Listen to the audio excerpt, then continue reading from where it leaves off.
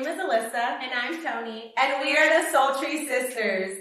We're a community-based organization that empowers women to live healthy and creative lives in North County, San Diego, and recently, DC. We curate events, workshops, mixers, and meetups centered around women's arts, wellness, and sisterhood. Our mission is to empower women to live vibrant and shine bright through creative expression and conscious holistic living. Our vision is to create a safe space that provides women the arts and wellness resources that are affordable and accessible. So far, we partnered with Dancing So Boutique, Village Rock Shop, Carlsbad Village Yoga Co-op, and nonprofit organization Leap to Success. To find out more information about us and to sign up for our future events, visit SoultrySisters.com. You can also find us on social media on Instagram, Facebook, Twitter, and YouTube at Soultry Sisters. We hope to see you soon. Hey, Soultry fam. Hello, welcome back. So this is our Soultry Hangout Book Club series. So today we're starting our book club for the book Atlas of the Heart by Brene Brown. So super excited because we've been doing a book club once a year. So this is our book club for 2022. Super excited to be diving back into our fall programming. And you already know what we do for our Soultry Hangouts. We always start with checking in, sharing where we're tuning in from and what we're sipping on. So if you're tuning in live, feel free to use the comment section to let us know. I'll start first.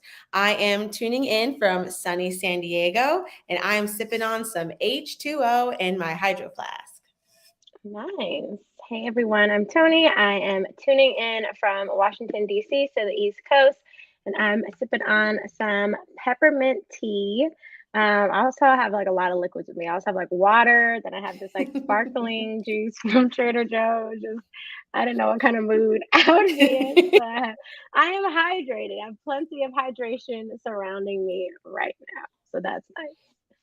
That's great. We love to stay hydrated, especially when we're on these labs. We want to, keep our vocal cords nice and lubricated for y'all. Yes. So again, this is our first book club of the year. So last year we did, what did we read last year? Set Boundaries, Find Peace, which we actually did a workshop on that book today. So we did Set Boundaries, Find Peace last summer, and then 2020 summer, we did the 4 agreements. So if you're like, where are these book club recordings? Well, that's in our Soultry Sanctuary community membership. So if you become a Sanctuary member, you get access to all of our previous book clubs. And after we finish this book club, we will upload it onto there as well. So even if you're not watching live, if you're watching afterwards, definitely check out our membership. Yes, and we have a comment. We have Kyle Moore tuning in from Wheaton, Maryland, and they are sipping on some green tea boba. That sounds yummy. amazing. I would like some boba right now. See, Kyle, Wheaton's so out of there. Alyssa didn't even know where it was. She was like, Wheaton, Maryland, where is that? But no judgments here. We welcome everyone from all communities and all spaces to our Soultry community. But yes, welcome. We are here for our book club, and our book club is welcome to all. So if you have read Atlas of the Heart, definitely share your thoughts and ideas and feelings with us. And if you haven't, that's okay too. This is a discussion. Well, I can't even speak. This is a discussion. I need to drink my tea. Y'all, we were in a 2-hour workshop before this, so just be patient with our lingual ways today. But yeah, we're reading Atlas of the Heart. This is the book right here. And let us get our giggles out. And there you go. Tony got the hardcover. I have the paperback. Brought to you and sponsored by the Oceanside Public Library. Yes. And we'll be sharing with y'all an upcoming event that is in collaboration with them and in response to this book. That will be at the very, very end of our episode today. So let us know in the chat. Have you already read the book? Are you currently listening to the audiobook, where are you in relation to Atlas of the Heart? This book is written by Brene Brown. She is a sociologist, and it's about mapping meaningful connections and the language of human experience, y'all. And I don't know if you know this, but before a couple years ago, Tony and I were both Pisces. Now I'm an Aries. So what I'm trying to say is Pisces are known to be deep in their emotions. Yes. So this book goes through 87 different emotions, y'all. You heard that right. 87 different emotions. So to start off our hangout, we want to ask y'all and bounce the question to you. What do emotions mean to you? You can share it in a word, you can share an experience, but when it comes to emotions, what does that mean to you? Yeah, I feel like for me, emotions, yeah, I feel like identifying as a Pisces growing up and everything, I feel like, yeah, a lot of people are like, oh, Pisces are so emotional, which I do identify with. I feel like I do feel a lot of emotions, but I feel like for me, emotions are like how I express myself.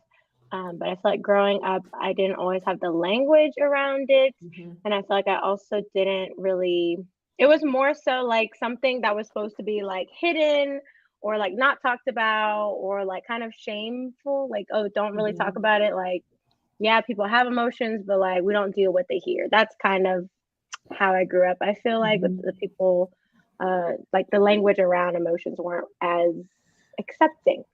Mm-hmm. Thank you for sharing that. When I think emotions, I definitely learned when I got my birth chart read that most of my houses are in Pisces. And so, shorthand, I feel a lot of things.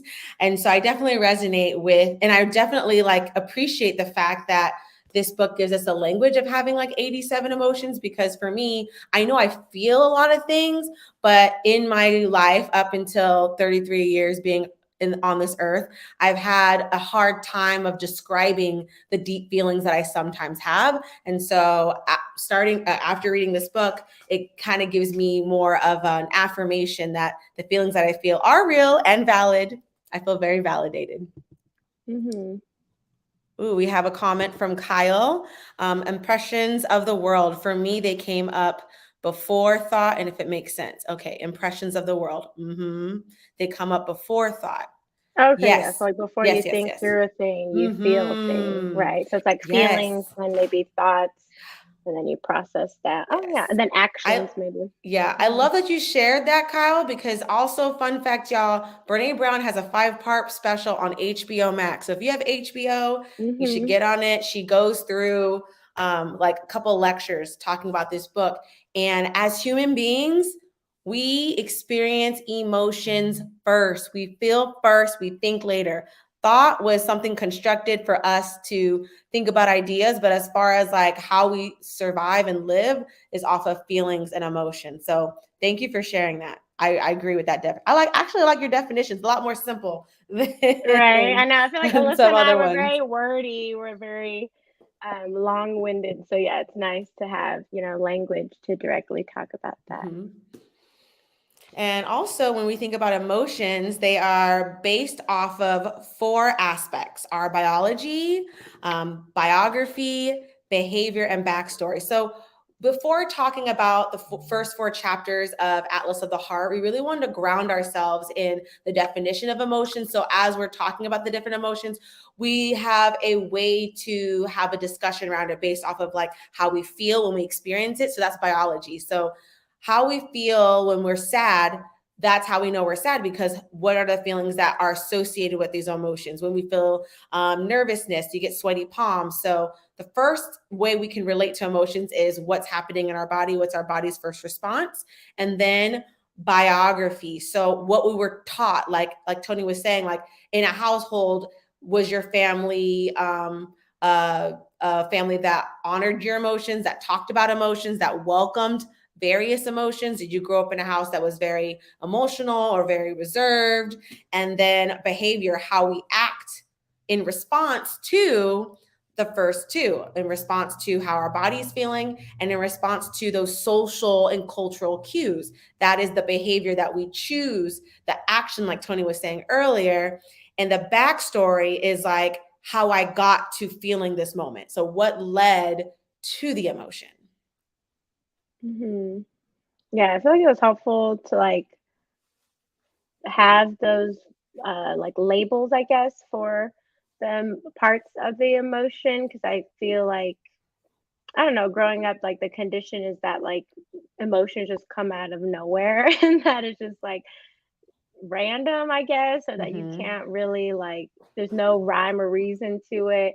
But through this, it's like, oh, there's like, there's a reason why certain things will cause certain emotions or bring out certain emotions, or there's some reasons why different people feel different emotions too, right? You can experience the same event. Like Alyssa, this happens to me and you all the time. Like we're sisters, Mm-hmm. we experience really similar things. We'll go to the same event or whatever. We might have two different emotions after that. So I think this kind of helps give a framing for that as well. It's not just like random. Yeah, it's not just like your feelings, it's also has to do with your upbringing, birth order sometimes, and like where you're physically at or mentally at that day. Mm-hmm. Hmm. Yeah. And so, with that being said, we're going to shoot a question to our audience and also a question just to those of you part of the Soultry fam community. How many emotions on average do you think people identify with? Brene Brown did like a survey of like 70-ish thousand people, and they logged how many emotions on average people can distinguish like that as they're happening. What are the emotions they experience and can identify? Any What takers? number?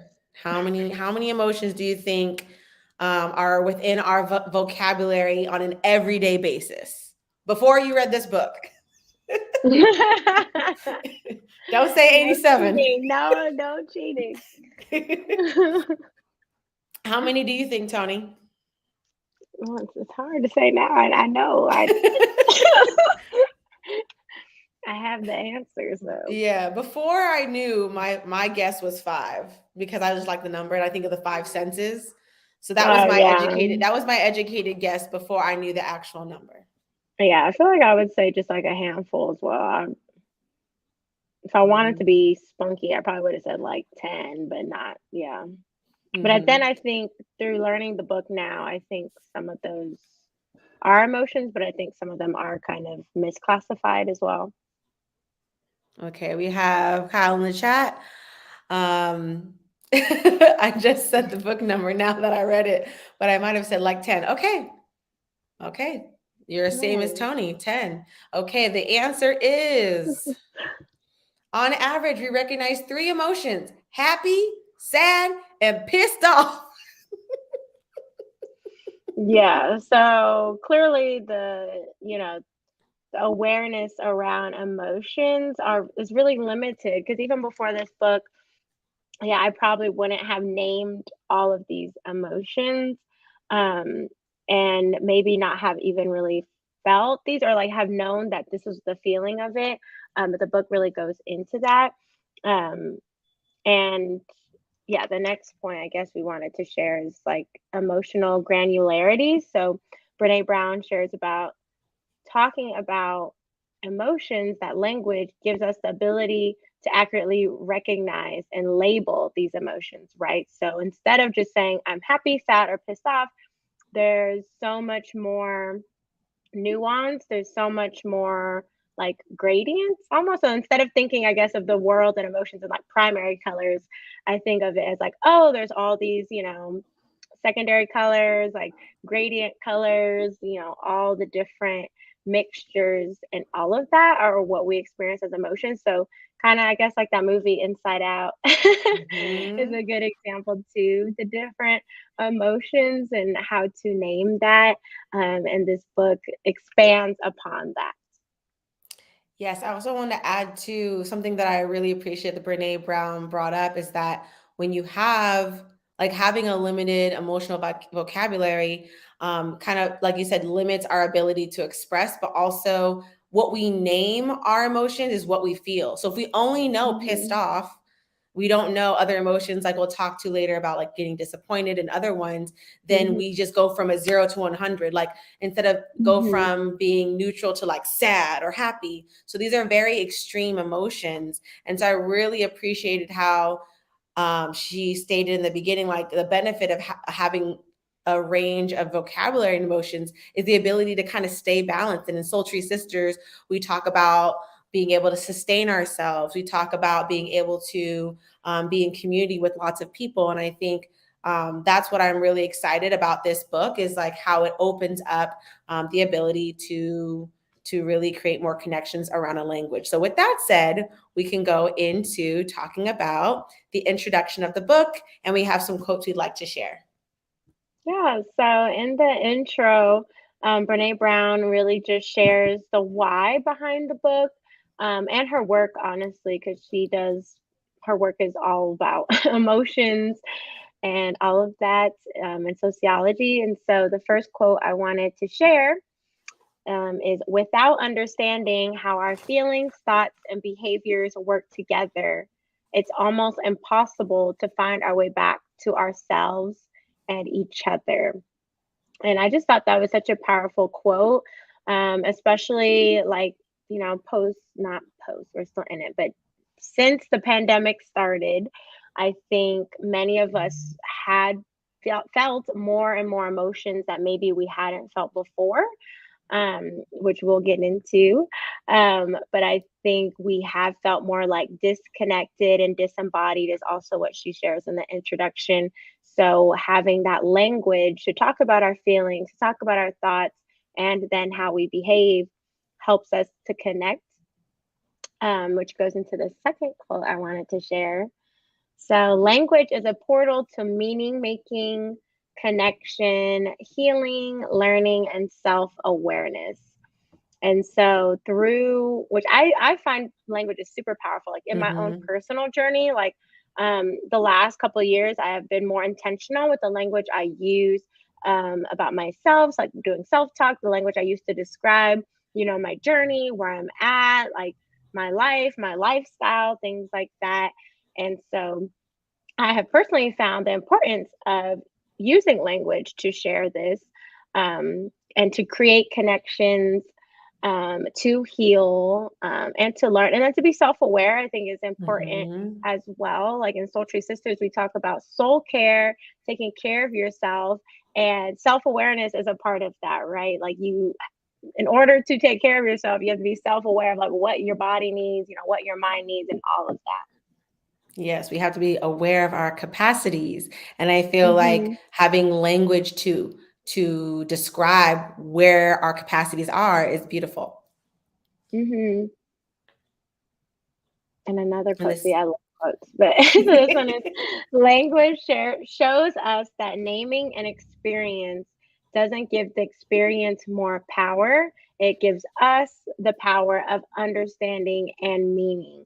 And I I thought love that this was, quote. yeah, really powerful, because again, just like having that language, and yeah, with the power part, I thought that was interesting how she talked about that as well. Because I think, yeah, in society, when people say, like, when they put down people who express and name their emotions, like, oh, they're so emotional, right? Or like women, especially like gender roles, like, oh, women are so emotional, or certain zodiac signs, right? Pisces are so emotional. And they kind of make it like a put down thing, like it's a negative thing. But I like how Brene Brown is saying, no, it gives us the power, right? Like it's powerful to be able to name your emotions, to be able to say, like, I'm feeling this thing. Because especially through right now, like we're going through so much as a collective. And I think it's so timely to have a book like this, to be able to be in community and to share, like, okay, this is how I've been feeling. This more accurately describes what I'm going through. And I honestly think the book should be like a required reading for like younger folks, like it's to start when you're young, and to kind of use it as like a resource. So as you get older and you experience more life, you have more language to, support you in your journey. Yeah, and like segueing into our last quote before we dive into the chapters, I really think that language, like Brene Brown was saying, is a portal, allows us to to make those connections. And so the last quote is, our connections with other people is only as solid and deep as our connection to ourselves. And so I feel like this quote really is aligned with Soultry Sisters. And when we talk about soul care, when we talk about prioritizing ourselves, when we talk about building that awareness of our capacities and what we need in our daily lives. So I really enjoyed this quote, and I just need this to be a reminder to continue my self work, and how pouring more into myself will only make it so that I can deeply connect with other people. The journey of knowing oneself only deepens with only will deepen the ability to see someone else in their full view. Yeah, and I like the part about connecting to ourselves and how that helps us connect with others. And Alyssa knows this, and I shared this a lot, but ever since I was little, like I loved being with myself. And I did a lot of self-talk. I just love hanging out with myself, honestly. It's just a blast. And also, like when I feel things, like I have a journaling practice, I have a self talk practice, things that just help me connect to like put the pieces together of like, oh, I'm feeling this thing, and like process it. That's the word I was looking for. And so, ever since I was younger, I have had a journey and a practice of self reflection, of processing things, of naming things. Um, and it's gotten stronger over the years, but I think it has been really important in my journey so I can share it with others. And then when I do share it, then yeah, that's where that connection comes, right? Like if I come to you, listen, be like, oh, I'm experiencing this thing, this is how I feel. And then we could like, sometimes bond over like, oh, I feel that Relate. too. Like I've experienced that, also give support, like, oh, okay, I've been through that, like XYZ type of, tips, advice, that kind of stuff. Um, so I think that connection piece is really important, and that connects back to Sultry Sisters and what we do. Is about soul care, empowering our community, and about cultivating meaningful connections. Like that's what we talk about as Sultry, as well as part of like our vision and our mission statement. And so for this book to be centered around that too was really in alignment with what we do in our community. So we felt like that was the perfect reason to have it as our book club for this summer, or transitioning into fall now. Yeah.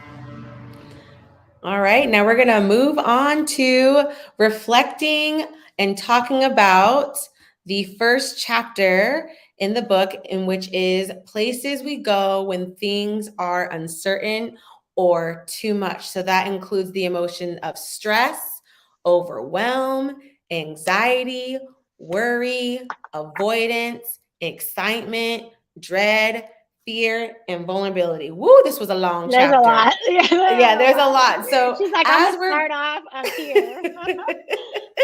so when we're reviewing all these chapters, we won't have time to dive into all the emotions. What we really want to do is offer a space for us to reflect on some of these definitions as a collective, and maybe share some personal stories of how we relate to some of these emotions, and maybe also how we now think about some of these newer emotions that we might not have been in our vocabulary. For me, the first three, I was like, yes, yes, yes. I know these three. I know these three so well. But being able to see the different definitions, it was easy, because I used to put all these three, stress, overwhelm, and anxiety, in like one bunch. So let us know in the comments, out of all these different emotions that were shared in chapter 1, which were ones that you most identify with before reading, and which ones were some that you identify with now that you have the definition. Yeah, I feel like similar to you that I did kind of combine many of the emotions into kind of one, or blurred them. They were little bit more blurry to me before. Like I would, I guess, use the words interchangeably, but in the book, she's like, "Oh no, they're all its own thing."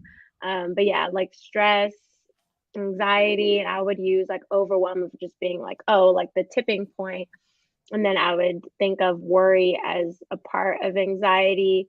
But it's just like, oh, that's just like a natural thing. But Mhm. I learned through reading the book that's like, oh no, they're all really separate. I also And thought, sorry, I also so, thought with avoidance in relation to overwhelm, like sometimes I related to like sometimes I might avoid things to circumvent overwhelm, but then hmm I learned those are also different things as well. But yeah. Mhm. the We keep talking over each other. I'll go. Go I'll go. ahead. We're so excited to talk about stress and anxiety, y'all. Oh But I gosh. wanted to highlight how Brene Brown used her personal life experience to break down the difference between feeling stressed and feeling overwhelmed. And I really want to talk about that because I think it was really helpful for me to understand like how one acts in those two instances. So she was talking about her experience working in food service, I think in waiting tables. And when she was hmm working with people, she used the word I'm in the weeds to tell her coworkers that she's stressed, and I'm blown to share when she's overwhelmed. And the difference between the two is when you're stressed, you still have the ability to move forward and still do Yeah. the thing. And when you're overwhelmed, it almost takes you out of it. Like no clear thought, everything must hmm stop.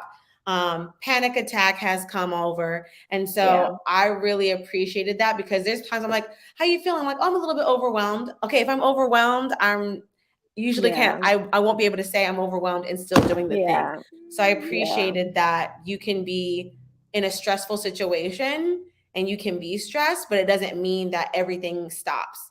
And to be able hmm to not use this is an example of mislabeling emotions that, you know, hmm that was an example for me. And I tend to be an anxious person. And I think it reflected to me like maybe I'm using these extreme words and that's why I am feeling anxious hmm because I'm using the word I'm overwhelmed versus this is a very stressful day. I've had a lot on my plate. hmm So I just wanted to share Yeah. that. Yeah. No, that makes sense. And she also, throughout the book, will also describe things that can be a trait. So, like, if I'm Mm-hmm. an anxious person and then a state, like I'm in a state of anxiousness or Mm-hmm. I have Yes. anxiety. So, I thought it was helpful for me when she would do that with certain terms as well. Is that like, oh, it doesn't necessarily have to be a trait. Like, you don't necessarily have to like be like, this is me. It could be a state, like, oh, right now I'm feeling this, Mm-hmm. and more so temporary, not like it's permanent and always going to be this way. So I found that helpful.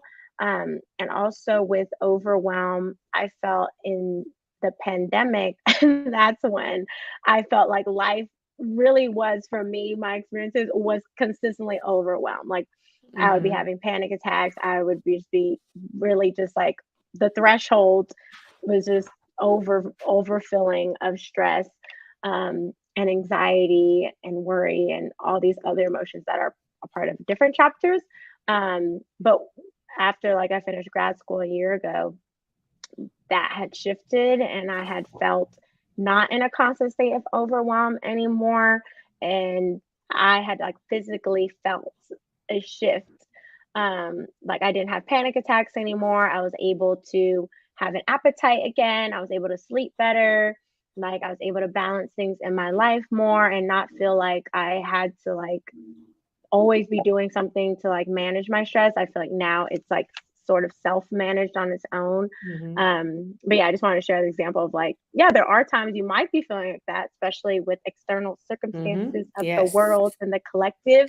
But to know, like, if you are able to know yourself and have that self-awareness, you'll also be able to advocate for yourself and create Mm-hmm. boundaries or to, make changes in your life so that doesn't have to be your current state anymore. Mm-hmm. Because I think that was important in my journey Yes. was that like, oh, okay, I don't need to be feeling like this all the time. I don't have to, like, it can change.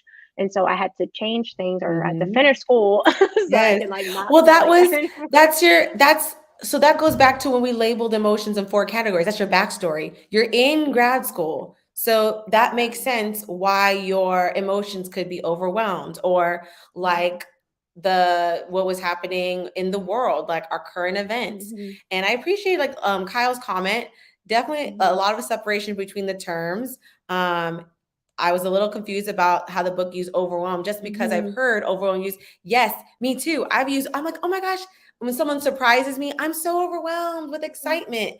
But I think it's like overwhelmed with, like, you compare it. So I think it's interesting how Brene Brown does break down these definitions. And as we continue, there's some other definitions that I was definitely using differently and now relate to those terms differently. Okay, I also mentioned, well, thinking about it more, I'm thinking about being overcome with emotion versus being Mm-hmm. overwhelmed. So yeah, I think that's a little bit of it as well. Is that like it's okay to feel emotions, right? I think that's what this book is saying, that there's 87 emotions that we can feel, and that's amazing.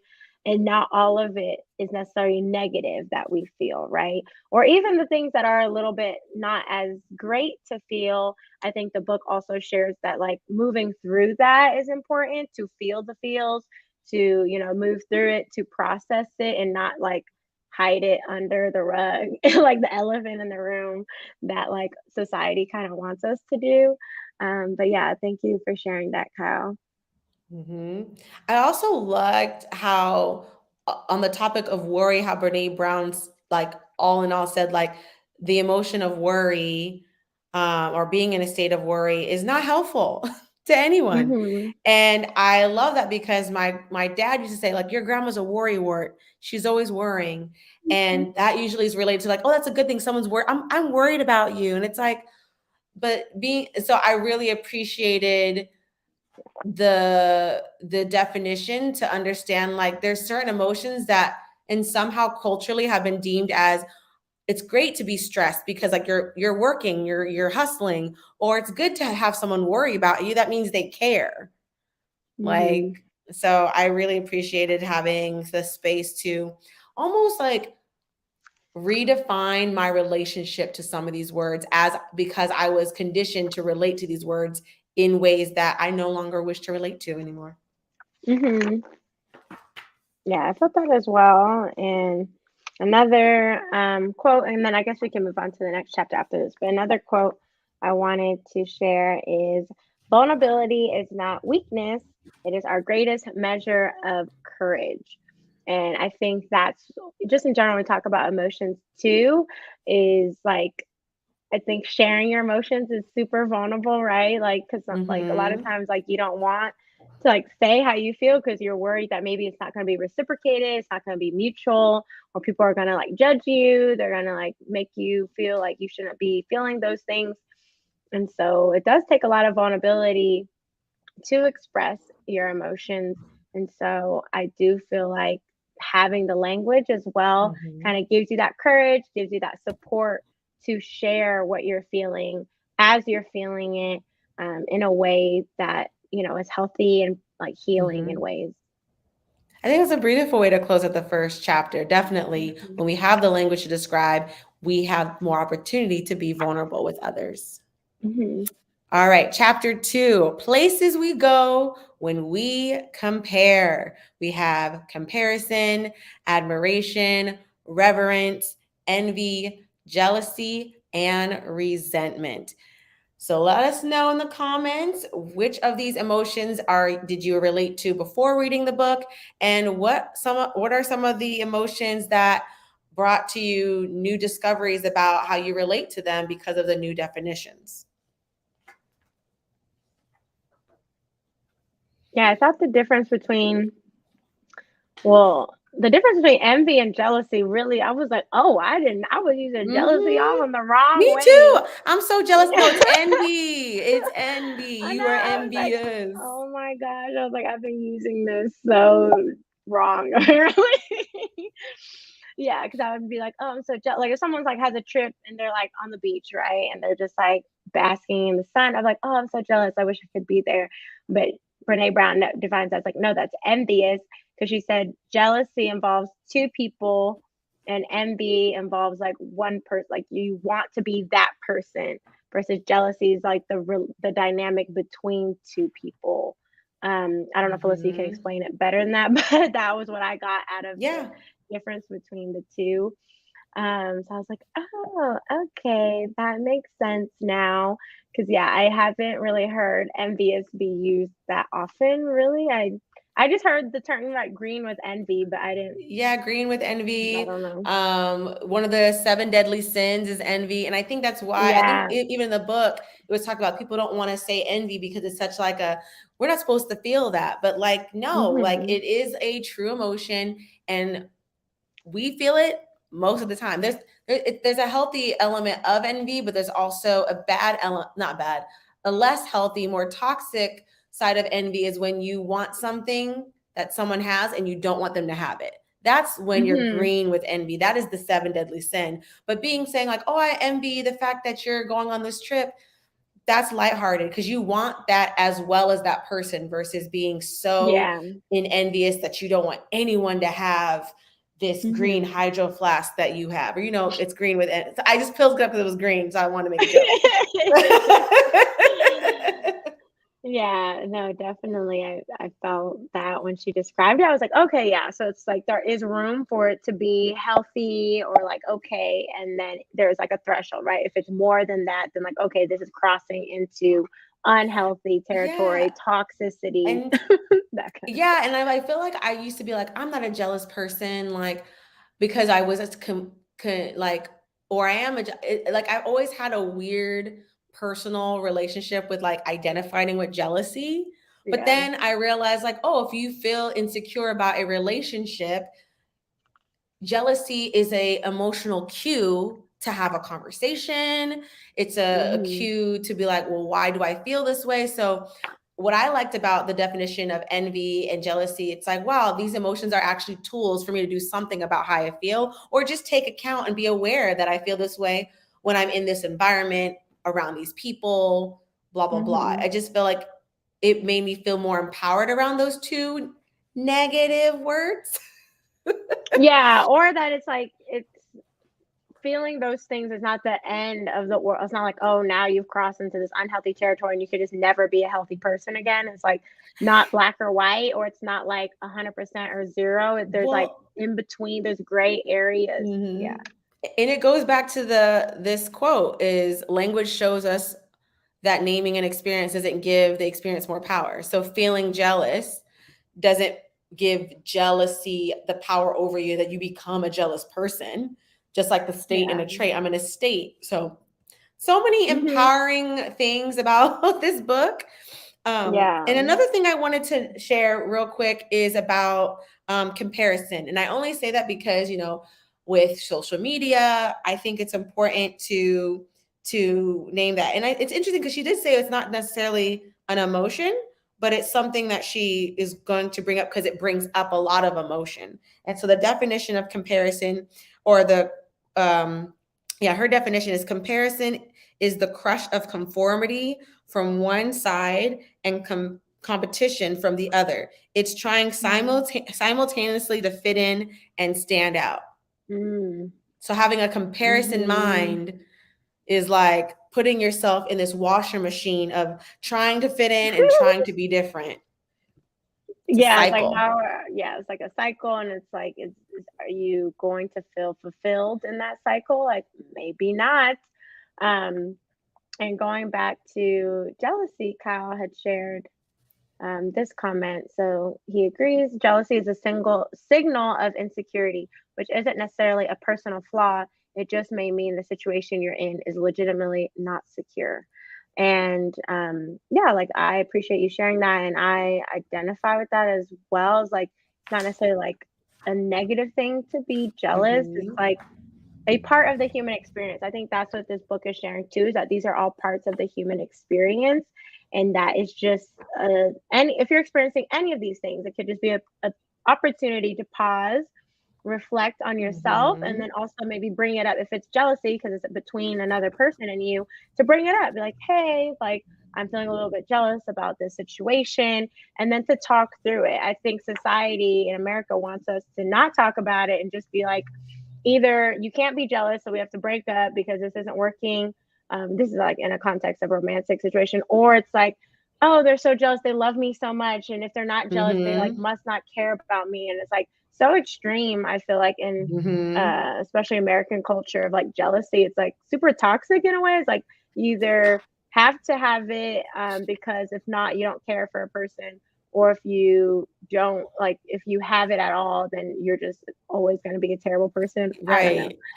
I also wanted to bring up, because we're talking about jealousy, and I feel like jealousy and admiration. I feel like people sometimes will Mhm. say, I'm so jealous of you, when they really want to say, Admire you. I admire your work ethic. I admire your Mhm. ability to blah, blah, blah. And I feel like for me, I've had people when I perform will come to me after performing, I'm so jealous that you do that. When maybe they mean, I really admire your courage to blah, blah, Mhm. blah, or da, da, da. So I wanted to name that too, because that also, like, even though the book is making connections, I'm also making my sub connections. And for me, I realize that people really like to either not use the word jealousy, or they use it to the point where it's lost its meaning and how to cue someone of how you're feeling. So sometimes Yeah. we're mostly Or feeling mhm. admiration. Yeah, because I think that sometimes when people use the word jealous, in my experience, I feel like it's like, oh, I'm so jealous of you, as if they can't do it themselves. But I think with admiration, like, oh, I admire this about you, I think there's a little bit of underlying tone of that, like, I could also do that. So I think sometimes it's like the internal thing of like the Mm-hmm. intention of why maybe someone is saying that, or why you as a person you are saying that, if that's something you do. Well, 'Cause I'm going on that too. I was thinking too, like, let us know in the comments, because we're now dissecting. I was thinking, like, envy is like, I want that you, like, for instance, like, I'm envious of your singing abilities versus I admire singing abilities. It kind of can be like art. Like, we can like a piece of art, mhm, admire it, but not necessarily want to paint it.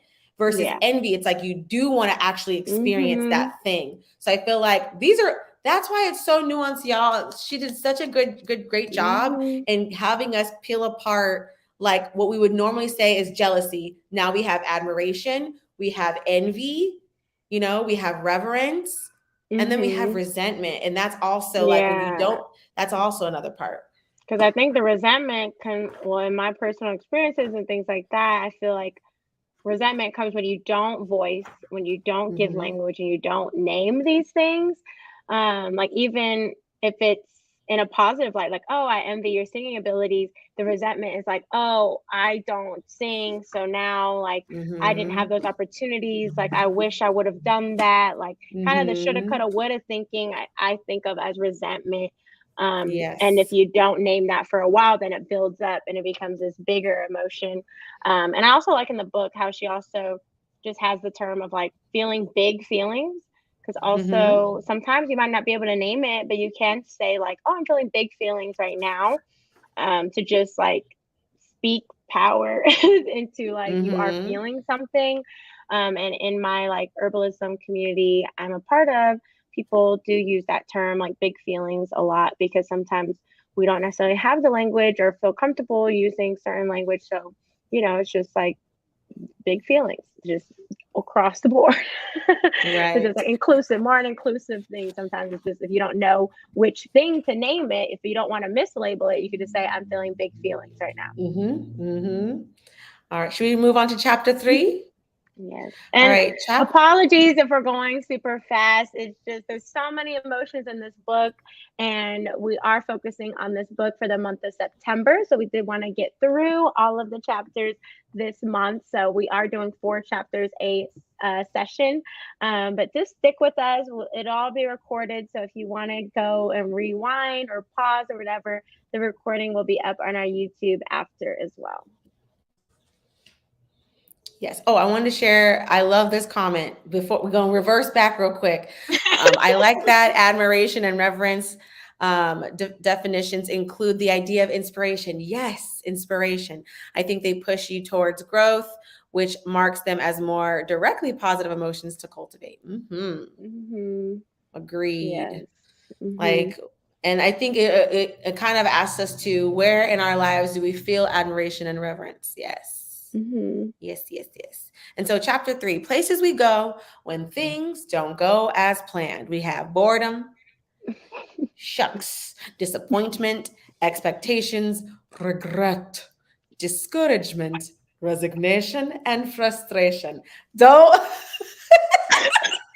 Y'all, just bear with us, please. We're entertaining ourselves. But yes, chapter 3. So yeah, places to go when things don't go as planned. And I feel like this chapter is like one that like I feel like a lot of folks be feeling all of these. Okay. Like I feel like these are very common emotions that like people don't necessarily have the language. I know in my experience, I haven't always had the language to describe this, especially when it comes to expectations and disappointment. Like I've Yes, shared this yes. in like different just relationships I've had in general. It's just like, oh, like okay, we should share expectations because if we don't, then like one or both people will be disappointed. Um, and that's even like when I go on trips with friends, right? Like I say, like, oh, these Mhm. are things that like I would like to do on this trip. Like, what are things you want to do so we can manage our expectations, right? So we know what to expect, what we're looking forward to, what to plan for. But then that I try to do that to mitigate and lessen the disappointments because I've been in situations where that didn't happen. And then all of a Mhm. sudden I'm just like, oh, I wanted to do this. They want to do this. And now we both are just unhappy. And it's just like, why we could have just communicated our expectations and our wants Exactly. and needs. So yeah, I think expectation and disappointment were something that like I felt like I've really experienced and hadn't had the language until a little more recent years in my life. Um, and then I appreciate what you talked about regret too, and how it's like that. How does she explain in the book? It's just regret being something that's like disappointment, but that you will want to change. Is regret Or the I one feel that's like I feel like regret, you feel like you had a part in it. Where yes, you disappointment is like mhm. it happened. Mhm. Yeah, yeah. So regret is like yeah, you had some type of agency or ability to maybe have made the a Mhm. choice or behavior to be different. Like maybe you could have done something differently. There you Mhm. go. So that's regret, and then disappointment is just like oh maybe someone does something and that just happens. Mhm. You'd be And we don't disappointed. identify that we could have done something differently. Like we did all we Hmm. could, we feel disappointed. Regret reflects that we feel like we could have done something. So they're very similar, but it's like how we internalize Yeah. the thing that didn't happen as planned. Like, are we Hmm. disappointed that someone, now I'm gonna sound like I'm talking about first, like disappointed someone canceled plans versus I regret even wanting to go on a date, you know? Like I. So you want to talk about it? You want to No, no, go no, no, ahead? no, no. I really don't feel anything. I don't even feel disappointment. If anything, it led me, let's segue into boredom. And through, so let me She's use like, I experienced all of chapter 3 on Saturday. yeah, let me ground this in an anecdotal story. So I recently have gone back to a journey of dating, and I was supposed to have a date on Saturday, had to cancel, and instead of feeling disappointment, I kept that space. The space that I was supposed to have a date with this person, I kept that space. I still went to the coffee shop, and guess what? Because I still went to the coffee shop and I was sitting there enjoying my time, I was like, let me walk around this area. I found a thrift shop. And in finding this thrift shop, because I was like with the boredom of just being having this space and time, nothing to do, just having the space to just be present, I ended up finding a great thrift shop and getting a cute vintage San Diego pin. So that goes, Oh, I wanted to share how in the book she talks about how boredom is can be a good thing. Like boredom is your imagination calling to you. And it was a really great to have that experience of like creating that space to just have, time for me. yeah, I like that. Cause also, go ahead. No, I'm just saying I was Hmm. affirmed by Kyle. Yes. Yes, boredom is your imagination calling you. Um, underlies how being too busy can stifle creativity. Exactly. And Yes. so that has been like during the summer. I have had similar experiences, Alyssa, of like wanting to have plans with people, and then maybe they just didn't go through. Or maybe not even having plans, but like having an expectation. This weekend, I want to be social, and then Right. crickets. And I just be like, what is going on here? But I would, Right. then I would use that as a catalyst to like, okay, Tony, you want to do something. You want to be out of the house. Well, then do something out of the house. So that's when I like, take myself on dates or treat myself to things and just experience things with myself. Cause it's like, oh, well, you wanted to do that thing, then do that thing, Tony. So that's something that's been a part of my journey as well. And I don't regret it because then I get to have time for myself. I get to, I think it's that action part. Like I'm able to Mm-hmm. choose how to show up for myself, even Right. if situations maybe have been disappointing or not as planned. Yeah. Mm-hmm. And for the sake of time, let's move to chapter 4, places we go when it's beyond us. Have you ever used the term, it's beyond Beyond me? me. Hmm. So these Beyond. include emotions of awe, wonder, confusion, curiosity, interest, and surprise.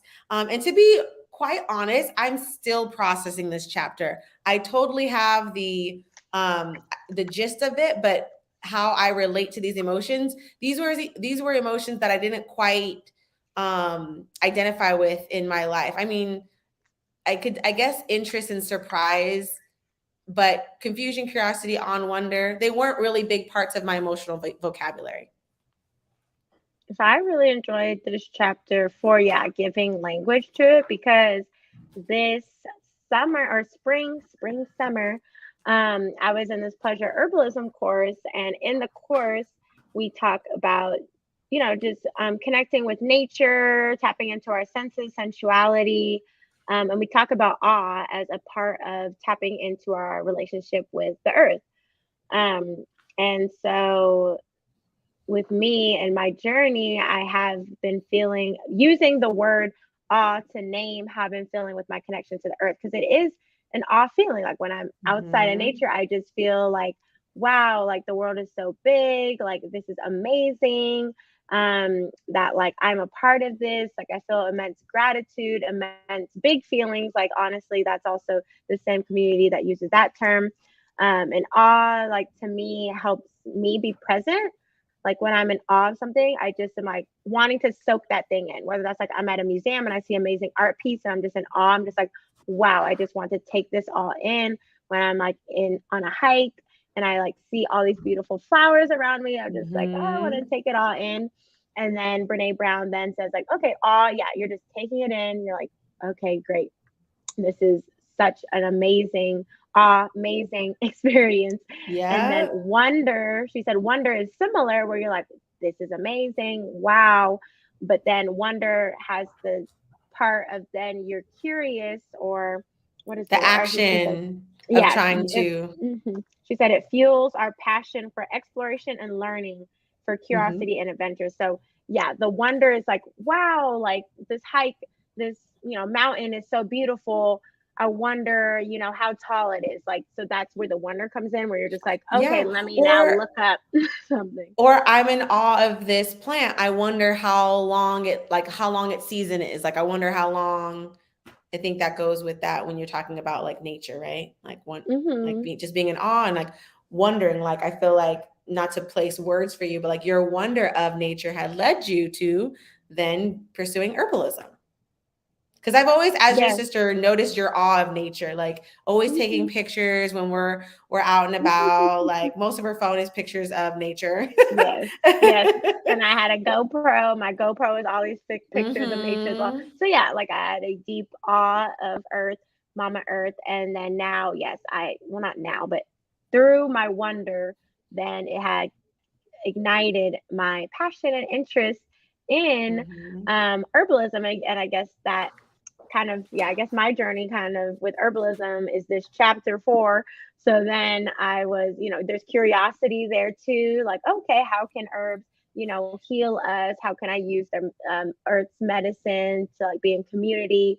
And then the interest, she also Mm-hmm. said, is not necessarily like an emotion, but it's more so the cognitive process, she said. Yes. I also want to talk a little bit about confusion, and I really enjoyed the fact that she took the time to define confusion, because I think some people can think of confusion as a bad thing, like I'm confused, like confusion and frustrated, like Mm-hmm. they're not the same, but people sometimes get them confused. Yeah. Uh, so I liked how she said like confusion can be categorized. It can be good for us. It can be categorized as an epistemic emotion, an emotion critical to knowledge acquisition and learning. And so I really, really like that, because there's a lot for me. I've been I've been in a confused state, and it's led me to learn new things, to learn how to do stuff. And especially as creative entrepreneurs, like our confusion has led us to problem solve, because we are DIY queens. That is true. Yeah, and I think confusion does help like push and like encourage um learning, knowledge, and yeah, I think there is a space for it, and it can be positive. When I read that chapter confused, I just kept thinking about math and how I'd be confused with math, and Problem solving.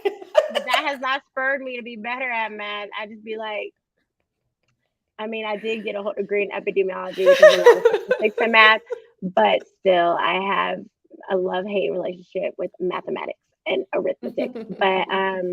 But going back to all, Kyle did have a comment before I forget. But if we had a map, all might be close to overwhelm in my mind, but positive. Agreed, it's one of the big feelings. It feels like you've connected to something bigger than yourself and maybe unexplainable.